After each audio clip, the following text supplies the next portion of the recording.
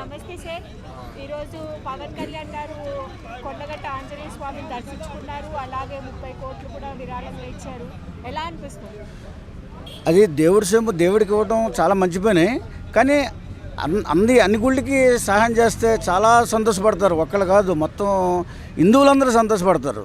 కానీ ఒకదానికే చేస్తే ఎవరికైనా బాధ అనిపిస్తుంది. నేను పవన్ కళ్యాణ్ అభిమానిని, కానీ ఈ విషయం నాకు చిన్న బాధ అనిపిస్తుంది. అన్ని గుళ్ళకి ఇవ్వాలి, ఒక్కటేసారి చేయాలి.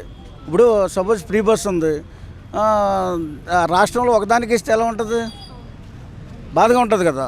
అలాగే దేవుడి సొమ్ము చాలా పేరుకుపోయి ఉంది. ఆ దేవుడి సొమ్మును బయటికి తీయటం మంచిదే, ఇతర దేవాలయాలకు ఇవ్వటం మంచిదే. కానీ ఒక దేవాలయం ఇవ్వటం వల్ల చిన్న బాధ అనిపిస్తుంది.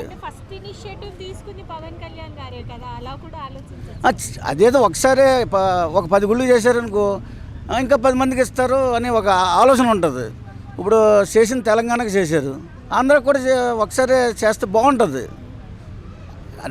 పవన్ కళ్యాణ్కి అభిమానిగా మాట్లాడుతున్నాను సార్. మీరన్నా మీ కుటుంబం అన్నా చాలా అభిమానిస్తాను. కానీ ఈ ఒక్క విషయం ఆలోచించి త్వరలో మిగతా దేవాలయాలకు కూడా చేయాలి, రోడ్డు సౌకర్యాలు చేయాలి. నెక్స్ట్ సీఎం మీరే కావాలని కోరుకుంటున్నాం. ఎలా ఉందండి ఏపీలో పాలన? ఎలా ఉందండి? పర్వాలేదు. ఇంతకుముందు రోడ్లు చాలా దారుణంగా ఉంటుంది. నాది ఆంధ్ర, వైజాగ్. రోడ్లు చాలా దారుణంగా ఉండేవి. కానీ ఒకసారి డెవలప్ అవ్వాలంటే కష్టం. మెల్లిమెల్లిగా అవుతున్నాయి. పవన్ కళ్యాణ్ ఉప ముఖ్యమంత్రి అయిన తర్వాత మార్పు వచ్చింది. కూటమి చాలా బాగుంది. కూటమి చాలా బాగుంది. కానీ ఇంకా బాగుంటుంది.